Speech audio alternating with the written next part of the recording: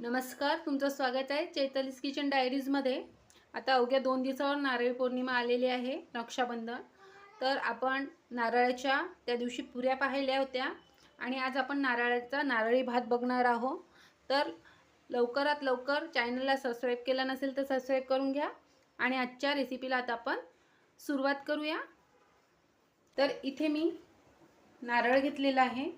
तर नारळ आपण काढून घेतलं, त्याची पाठ वगैरे सगळं, म्हणजे ही नाही, नारळातल्या डोलातून आपण नारळ काढलेला आहे या ठिकाणी।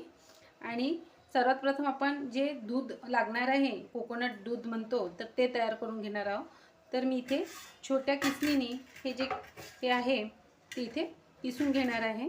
सर्वात प्रथम आपण दूध तयार करून घेणार आहोत नारळाचं।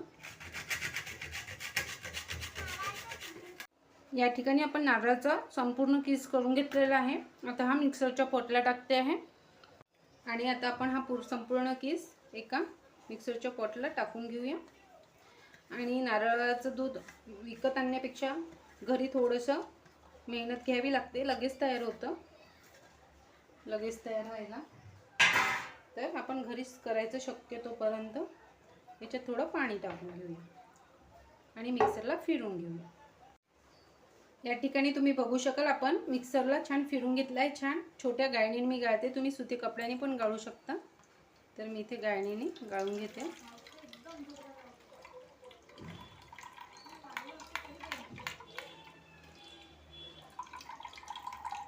फक्त 5 मिनिटं लागतात घरी आपल्याला दूध तयार करायला नारळाचं। तुम्ही पाहू शकाल आपण जो त्याचा ब्राऊन भाग आहे तो एकीकडे निघालेला आहे बिलकुल, आणि छान व्हाईट असं दूध आपल्याला भेटलेलं आहे। या ठिकाणी आपण कोकोनटचं दूध तयार करून घेतलेलं आहे। त्यानंतर 1 वाटी इथे मी तांदूळ घेतलेला आहे, स्वच्छ धुतला आहे, काही भिजत वगैरे नाही टाकला, आत्ताच धुतलेला आहे। काजू आणि बदामचे काप करून घेतले, 2 लवंगा, विलायची आणि दालचिनी घेतलेली आहे आणि गूळ घेतलेला आहे। इथे मी इथे एक कढई ठेवून घेतलेली आहे, मोठं पॅन, त्याच्यामध्ये तूप टाकायचं। तर तूप टाकून घेते आहे। इथे मी 2 चमचे तूप घेतलेले आहे आणि तूप टाकल्यानंतर त्याच्यामध्ये आपण आता पहिले सर्वप्रथम मसाले टाकायचे। 1 विलायची, 2 लवंग आणि दालचिनी हे टाकायचं। मसाल्याने खूप छान स्वाद येतो आपल्या नारळी भाताला।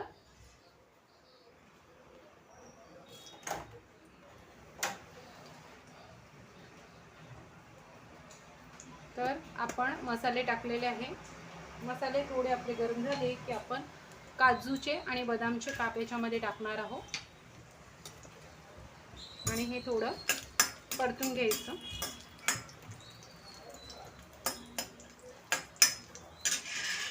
आणि लगेच आपण आपला जो तांदूळ आहे धुतलेला तो घेणार आहोत आणि इथे मी बासमती तांदूळ वापरलेला आहे।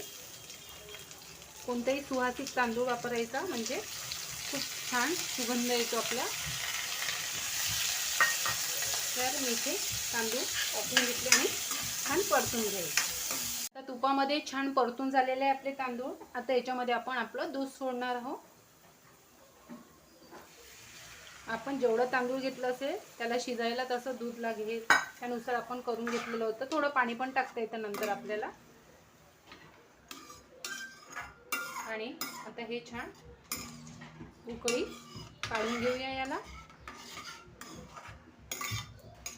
थोडं पाणी आणखी लागेल भात शिजायला आपला। आपण थोडं पाणी आणखी टाकतो आहे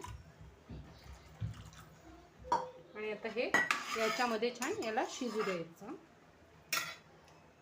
तर एक उकळी आली की आपण थोडी मंद करून देऊया गॅस। अगदी किंचित आपण मिठाची चिमूट टाकते, अगदी किंचित टाकायचं, म्हणजे खूप छान चव येतं।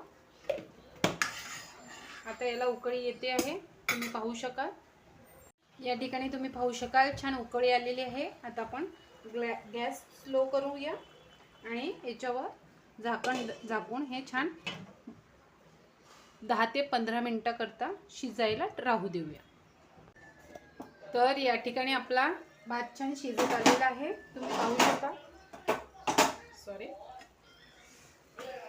तर आपला नारळी भात आता शिजत आलेला आहे। या स्टेजला आपण 1 वाटी हे होतं तर पाव वाटी मी इथे गूळ टाकते आहे. आणि आता गूळ याच्यामध्ये छान शिजू द्यायचा थोड्या वेळ. थोडं अंगाचे पाणी आहेच त्याच्यात, तर वाफेने छान शिजतो. आता 10 ते 12 मिनिट झालेले आहे. आपण बघूया. तुम्ही पाहू शकाल छान वाफ सुटलेली आहे आणि गूळ पण आपला वितळला गेलेला आहे आणि छान भात आता आपला शिजला गेलेला आहे. गुळाने छान त्याला कलर पण आलेला आहे. तर आता या ठिकाणी मी गॅस बंद करते आणि थोडा थंड झाला की आपण सर्विंग बाउलला काढून घेऊया. तर या ठिकाणी आपला नारळी भात तयार झालेला आहे. आपण आता सर्विंग बाउलला तो काढून घेऊया.